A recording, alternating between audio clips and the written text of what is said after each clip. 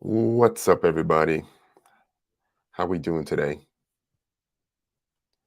I want to thank you so much for joining me today. It is Wednesday, May 17th. It is also Mental Health Awareness Month. So I had that motivation to bring back a lot of the talks that I do about mental health. Today is going to be about depression. And I'm sure we've all experienced it at some point in our lives.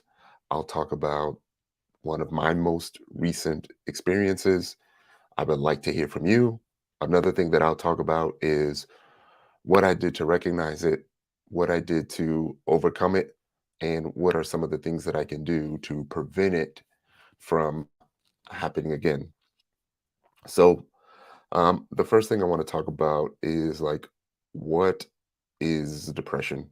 And if you have an idea of what you feel depression is, then be sure to put that in the comments. Also, I am here for you. So if there's anything that you would like to comment on, if there's anything that you would like to add to the discussion, please feel free. We'll be here about 30 to 45 minutes. And normally these talks go by really, really fast. So, depression is a mental health disorder.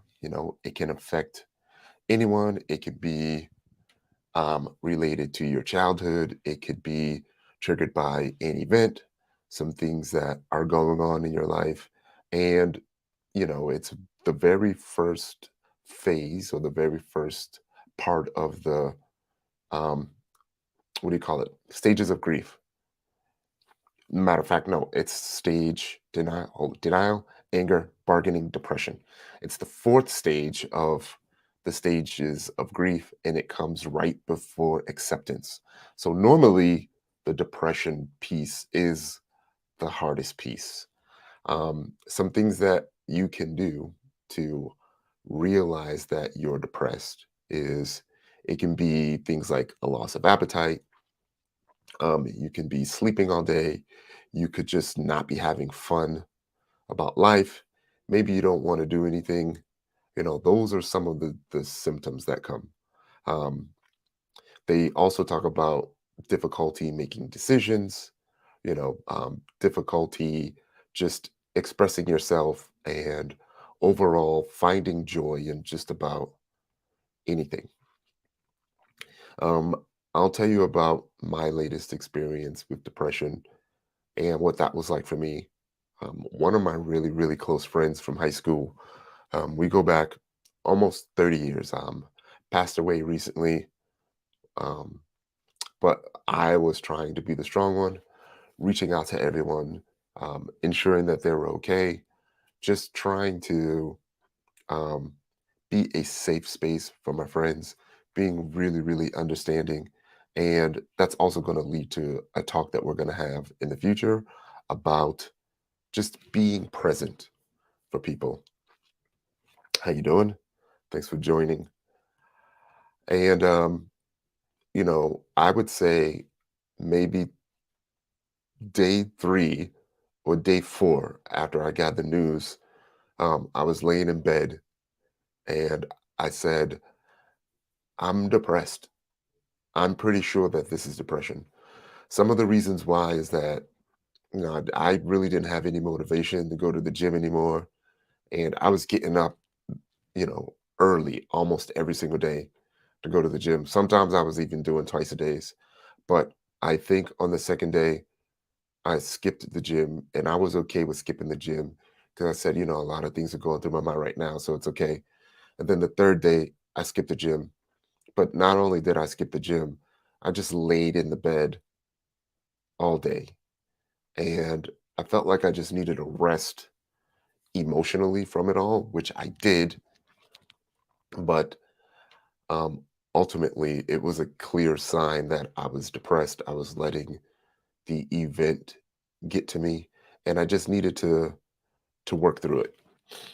So some of the things that I did to work through it was one, admit that it was depression. Um, they say you can't you can't get past the problem until you realize that it's a problem. And, you know, that part, was probably one of the easiest parts. Being a mental health advocate, it was a really different situation for me because I feel like as I started to grow up, as I started to mature, as I started to provide more and more talks about mental health and managing your emotions, that I've gotten pretty decent at it. And it was kind of surprising that um, I was able to deal with it in a way that would have that is a lot better than I probably would have. And I was trying to get an understanding for why that was the case. Um, was it because of my feelings? Was it because I wasn't in the mix of it all? Is it because I kind of stayed away from social media? I wasn't posting anything, but I noticed that every time I would look at um, the comments, every time I would look at his Facebook page, I realized that, more and more people were commenting. And as I started to recognize the names, all of the feelings and emotions from years past and growing up all started rushing and rushing in and coming back. And over time, you know, there's only so much that you can hold on to, and all of that is fine and all of that is okay. So, me getting past that, one of the things that I did was just get out of bed after I realized that I was depressed. Another thing that I did is that I talked it over with someone. So, my mom was close by. I had a talk with her and I said, I think I'm depressed.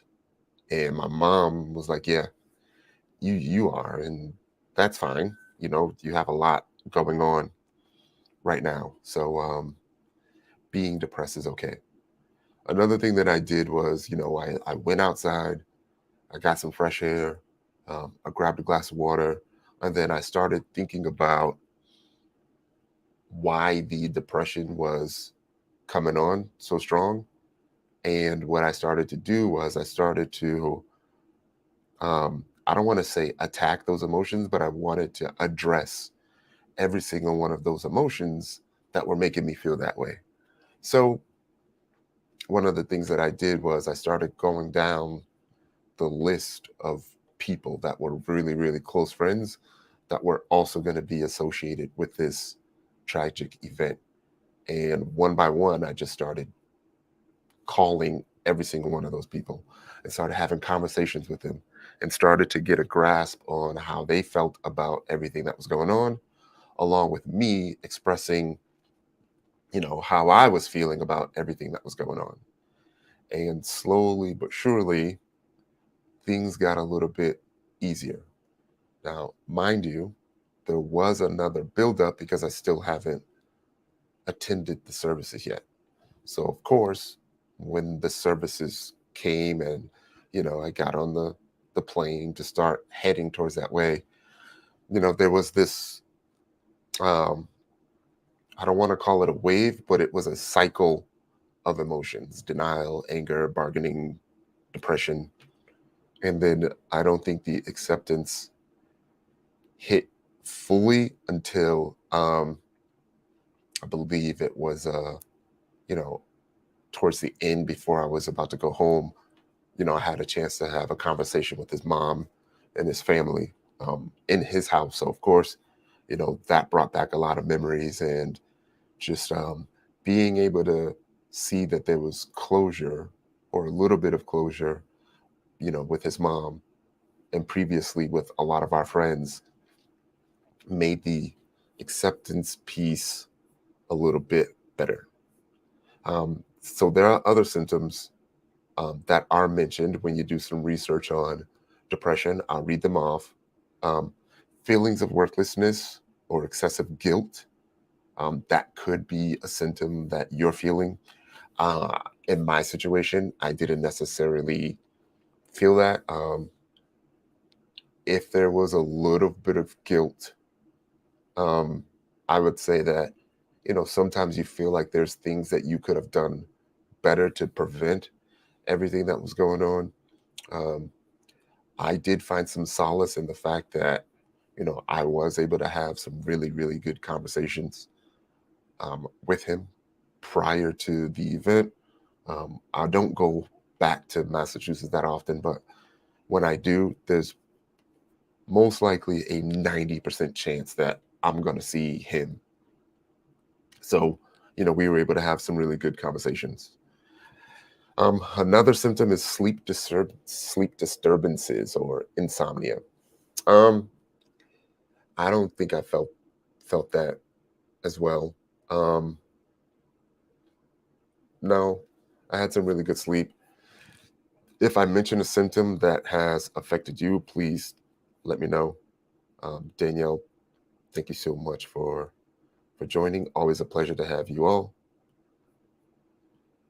Another one is recurrent thoughts of death or suicidal ideation. Um, Thoughts of death, yes, maybe. Suicide, no, not at all. But every day, um, what's really weird is that as I get older, I start to think about death a little bit more. Um, I try to rely on my faith that everything is going to be okay. So the recurrent thoughts of death, um, they got a little bit stronger, admittedly, as I started thinking about, you know, this particular situation and the fact that we were so close, like we were so close in age, we were so close in a lot of the things that we did. Um, so, you know, over time, you start to think that, could have, could have been you, could have been any one of our friends, it could have been family members, that were in a similar situation or the same age. If there was one more, I would say there's changes in appetite or weight. For me, I would say when it comes to the changes in appetite, I would say I lost some discipline. Yeah, I did lose some discipline in my appetite. My cheat day, I do remember my cheat day that weekend was a lot. It was more. It was probably about 2 to 3 thousand calories. It was things that I would never normally do. So it was like Popeye's chicken, it was Wendy's, it was Frosties, it was cheeseburgers, and I normally rarely ever touch that stuff. And I don't think that actually eating it was bad because it was a cheat day. It was how I felt about eating it, and it was that I didn't really care at all. And for me, um, when I stopped caring about what I was eating and thinking that I could just get back tomorrow, that's when I definitely realized that I was depressed. Um, so there are some treatments, right? So there's things like psychotherapy, there's behavioral therapy, there's medication, there's lifestyle modifications. And for me, my primary treatment for that was just a lifestyle change. What I did was I started going to the gym more. Not only did I go to the gym more, um, I found a gym that has a sauna in it. And if you do some research on the effects of what the sauna can have for you, I forget the phrase, I forget the name, but at about the 15-20 minute mark, you'll reach a point to where you feel like you can't take it anymore. And if you just push past that just a little bit, there's a release that occurs in your body because your body starts to defend itself because it thinks that you're too hot. Um, and I don't want to say it's a endorphin release, but definitely check it out, take a look at it. But there's a something that goes on as you stay in the sauna longer and longer. So I was doing that, and I actually was able to feel that release, and then I almost got addicted to it. So I was going to the sauna at least 3 to 5 times a week. Also, another big one. Um, it was a little bit different than this, but during my cardio sessions in the gym, normally what I would do was I would normally go on the treadmill, spend about an hour on the treadmill. And if you've seen any of my posts on IG, there's a guy on the wall that's like lifting weights. And I go to the same treadmill every time and I just kind of like use that as my meditation piece. But instead of doing that, I was hitting the sauna, which was very similar. And um, in a way, sweating in the sauna made me feel like I was crying a little bit, made me feel like I was getting all of the emotions, the negative thoughts and feelings out of me. And so it felt really, really cleansing. So that drive home or that walk outside where you start to feel the fresh air and your body starts to cool down again, that was really, really refreshing and really addicting for me. Um, some of the things that I wanted to talk about, in addition to the medication, was some of the triggering factors. If you have a triggering factor, if you are willing to share a little bit about your story, please feel free to do so. I'll do my best to comment it as much as I can. But in addition to the tragic event that I experienced, there are some other events that could be triggering for you all, and I'll talk about them a little bit. So there's some childhood trauma, there's chronic illnesses or pain, there's genetics, a family history, there's substance abuse. And when it comes to substance abuse, I know people like to have a glass of wine, they like to maybe drink a beer or have a glass of whiskey whenever they're feeling down. And for the most part, that's not going to help. Alcohol is a depressant, and you don't want to mix a depressant with another depressant. There could be hormonal changes. There's social, social isolation and chronic stress. And if I was to work backwards um,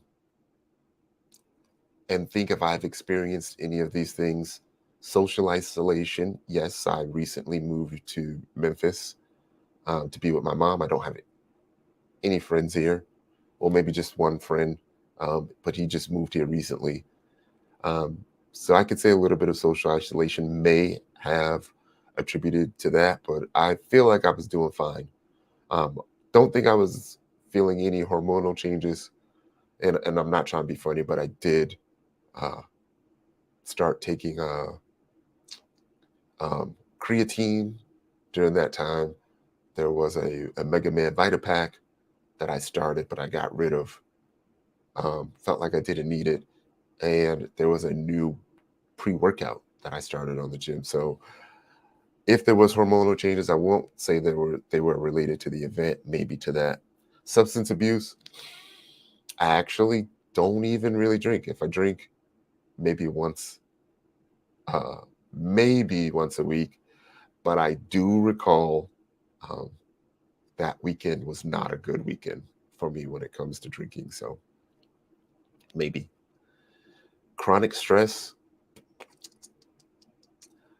I don't remember stressing a lot, but I do remember having some um, engagements related to my business that I was stressing over maybe a little more than I needed to. So I can definitely see that. Tars Moon says the pandemic made my anxiety worse. I'm going to star that because I may talk about that a little bit. Chemical imbalances in the brain. Um, I don't think so in my case. Genetics and family history. that one was that one is something that I think about a lot. Um, I clearly I can see some things that are affecting my mom now. I can see some of the things that um, that have been passed down to myself as well as my siblings. I can see some of my close relatives that are in my bloodline. Um, as a child, you may not notice it, but over time, as I started to get older, I start to think about, um, how do I say it? I start to think about the mentality of my family, and I start to think about um, whether that mentality is due to a mental disorder. Is it due to, um, I'm trying to find my words. Is it due to a delay in the brain, or is it due to the environment or the education system? Maybe their motivation, but I can see that. Um, Again, trying to choose my words. Um, I can see that there are sides of my family bloodline that aren't um, the best or well to do. And like I said, there's probably a lot of um, reasonings for that. So I don't necessarily take that to heart. Childhood trauma, yes. So of course, as with anyone, there has been some events that have occurred in my childhood that may that may have me be more susceptible to mental health disorders like anxiety, depression. Um, so yeah, I can definitely, you know, take that into consideration.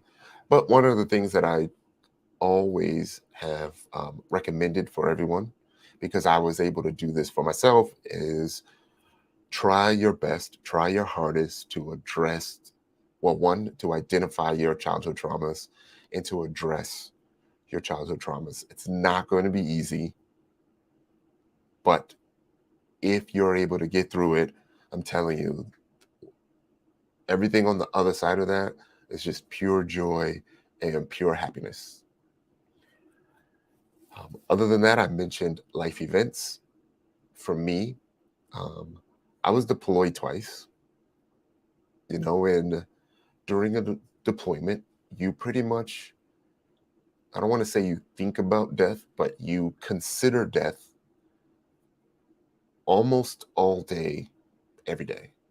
And especially in my situation, there was, I'll just say sounds of war almost every day. There was rarely a day that went by where I didn't hear anything.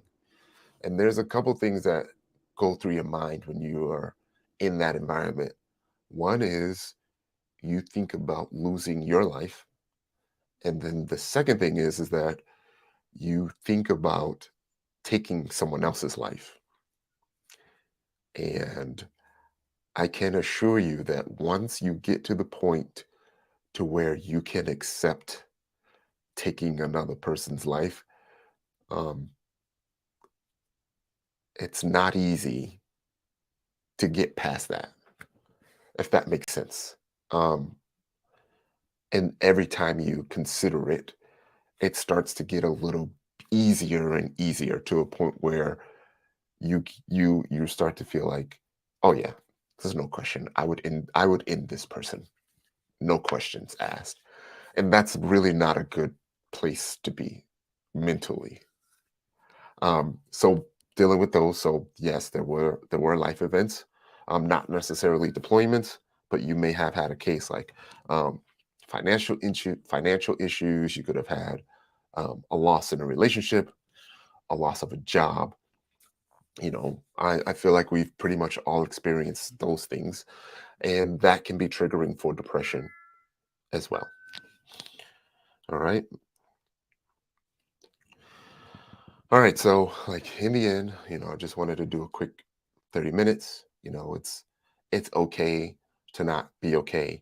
Depression is just one of the factors that may affect you negatively. I believe last week we talked about anxiety. Next week, I'm going to try to have a panel of some of my closest friends so you can actually see what the effects of this event not only had on me, but what they had on my core group of friends that were affected by it. And you know, you can see how they were able to identify it, manage it, and get past it. So I said, Taurus Moon, I was gonna talk about the pandemic and anxiety. And that's a really, really good point. And just what, maybe five minutes ago, I mentioned thinking about death every single day. And the pandemic is another thing that literally made me afraid to go outside because I felt like death is on the other side of that door. It even got to a point to where if I was in an Uber, there was a time Uber made you wear masks, and wearing the mask brought the anxiety back because the mask is a clear reminder that death is a possibility. So I really, really struggled wearing the mask, not because I didn't want to wear the mask, it's because my anxiety would come back, my chest pains would come back, the coughing would come back, the loss of breath would come back. And it took me a while to realize that it was the mask. Another question. Does losing interest or getting irritated easily a sign or symptom of depression? It could be. I would also say that it's probably, a sign that you may not have control of your emotions. Um, if there are things that you're losing interest too easily, it may not be a mental thing. It just may be, because that happens to me. Um, I value my time. I value my energy. I value my um, there's a word.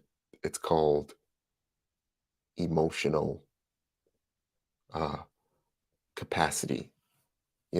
I understand what I have an emotional capacity for. And it's not that I necessarily am losing interest. Is there things that when I do the calculations, I know that I won't be able to address it in a way that it needs to. So I just kind of let it go. Uh, and it doesn't really bother me as much as it used to when I do. Getting irritated easily. When that happens, I would say that the irritation is tied to a feeling. And this feeling is also tied to either any event. And it's best to try to identify the event that's triggering the emotion of you being irritated.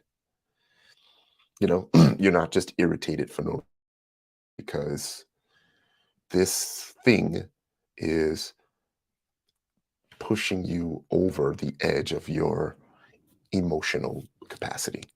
And now you can't control it no more. And now you're just getting irritated and you're lashing out.